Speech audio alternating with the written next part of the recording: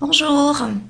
Aujourd'hui, j'avais envie de faire une vidéo pour partager un petit peu les sentiments que l'on a quand on a des problèmes de santé qui nous handicapent dans notre vie au quotidien. Alors, que ce soit des problèmes de dépression, tous les problèmes évidemment de santé mentale, des crises d'angoisse, des crises de panique. Moi, je suis atteinte de fibromyalgie et j'ai du psoriasis sur tout le corps et ça fait déjà depuis plus de 10-15 ans que je vis avec ces problèmes-là.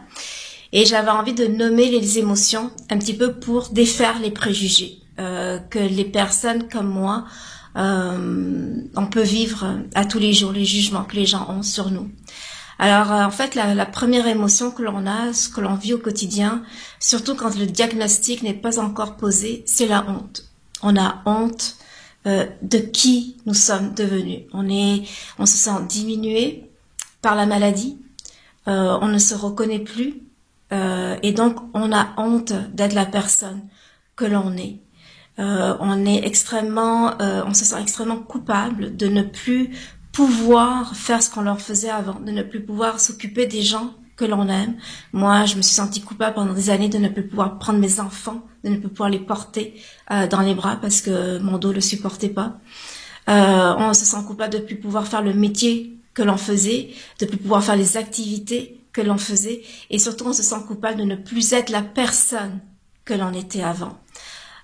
Évidemment, on vit énormément de colère. Alors, la colère n'est pas du tout envers les autres, elle est envers nous-mêmes, on est en colère contre nous-mêmes. Souvent, parce que quand le diagnostic est pas posé, ou même si le diagnostic est posé, comme je dis, quand c'est des problèmes de santé mentale, on le sait que c'est à l'intérieur de nous-mêmes. Donc, c'est comme si c'était nous la faute. Donc, on est en colère contre nous-mêmes. On est en colère contre notre corps. On est à quelque part pris en otage dans notre corps. On ne le reconnaît plus, on ne l'aime plus, on n'aime plus la personne que l'on est. Donc, une colère immense envers ce corps qui nous empêche d'être heureux, qui nous empêche de faire ce que l'on aimerait faire, qui nous empêche d'aimer les gens qu'on aime. Voilà, c'est une colère immense vis-à-vis de nous-mêmes. En ce moment, je suis dans un processus où j'apprends à me pardonner d'être malade, à me pardonner d'être en souffrance. Et le plus grand sentiment que l'on a, c'est évidemment, on vit dans l'appréhension, en fait, de la prochaine crise. C'est vraiment, on est complètement en anticipation de la douleur. Moi, j'ai des crises dans le dos et dans le ventre qui me paralysent complètement. Il y a des fois des personnes que je connais qui vivent des crises de panique, des crises d'angoisse, et c'est extrêmement douloureux physiquement. Et donc, on a peur de la prochaine crise, parce que quand on vit la crise, on a tellement mal qu'on ne veut pas la revivre.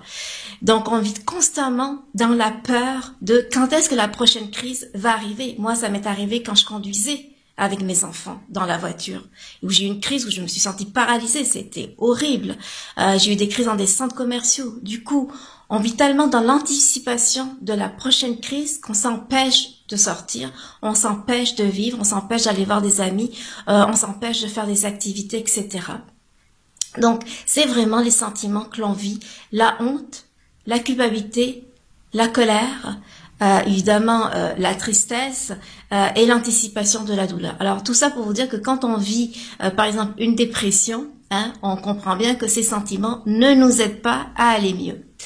Ce qui nous aide pas non plus à aller mieux, c'est tous les gens qui, bien intentionnés, nous donnent des conseils. Alors dites-vous bien que si ça fait plus de 2 ans qu'on est dans la douleur, on a tout essayé. On a essayé la sophrologie, le yoga, le pilates, le Feldenkrais, l'homéopathie, l'acupuncture. On a essayé toutes sortes de diètes. On a coupé évidemment le gluten, les produits laitiers, la viande. En tout cas, on a tout essayé. Alors, les gens qui, bien intentionnés, nous donnent des conseils, c'est un petit peu dur à vivre parce qu'on le sait que c'est à l'intérieur de nous-mêmes et c'est toujours donc, oh, t'as pas essayé de faire une thérapie? Et si t'allais consulter? Et si t'allais voir un psychologue? Et si t'essayais ça, ça? Oh, je connais telle personne qui, par la pensée positive, a réussi à se soigner. Eh ben, tant mieux pour eux. Mais arrêtez de donner des conseils. Et le dernier conseil qu'il faut absolument pas donner, et je le dis parce que moi je l'ai souvent entendu, c'est d'arrêter de prendre notre médication. Si on est sous médication, c'est parce qu'on en a besoin. Donc, ne conseillez pas aux gens qui prennent des médicaments d'aller vers de la médecine alternative, d'aller vers de la médecine naturelle et d'arrêter. Oui, on peut aller vers la médecine alternative, on peut aller vers la médecine naturelle, au contraire, je l'encourage, sans arrêter la médication. Si on le prend, c'est que ça a été prescrit. Si ça a été prescrit par un médecin, c'est parce qu'on en a besoin. On est tout à fait conscient des effets secondaires que peut avoir une médication. Moi, je prends un produit extrêmement lourd que je m'injecte régulièrement pour mon psoriasis. Il y a des effets secondaires, j'en suis consciente. Mais les gens qui me conseillent d'arrêter de m'injecter mon produit pour faire de la sophrologie ou pour essayer une diète, etc., c'est non. Voilà. Donc, ce qu'on veut surtout pas, c'est la pitié. Oh, pauvre toi. Oh, je vais t'aider. Je sais que toi, t'es pas capable. Hein, t'es pas capable, ça veut dire moi je suis capable, toi tu l'es pas, donc ça nous diminue encore plus. Donc en fait, il n'y a pas de conseils, je veux pas donner des conseils aux gens qui vivent avec une personne qui est en douleur, parce que je sais à quel point c'est difficile, je sais combien c'est dur pour ma famille, combien c'est dur pour mes enfants, combien c'est dur pour mon mari, comment on a dû tout aménager notre style de vie pour moi, et je me sens assez coupable de ça. Donc j'ai pas de conseils à donner si ce n'est que continuer à aimer, continuer à écouter, à développer une écoute active. On a souvent juste besoin d'exprimer nos émotions et sans recevoir de conseils. Juste d'être pris, d'être serré dans les bras et de sentir qu'on est aimé. Et voilà, et pour ceux qui sont comme moi, qui vivent dans la maladie, qui vivent la dépression, qui vivent des crises d'angoisse, qui vivent des crises de panique, qui vivent d'une maladie qui n'est pas encore diagnostiquée. Moi, ça a été extrêmement long avant que la fibromyalgie me soit diagnostiquée. Gardez confiance, gardez courage, et je vous aime et je vous envoie énormément d'amour. Voilà. Au revoir.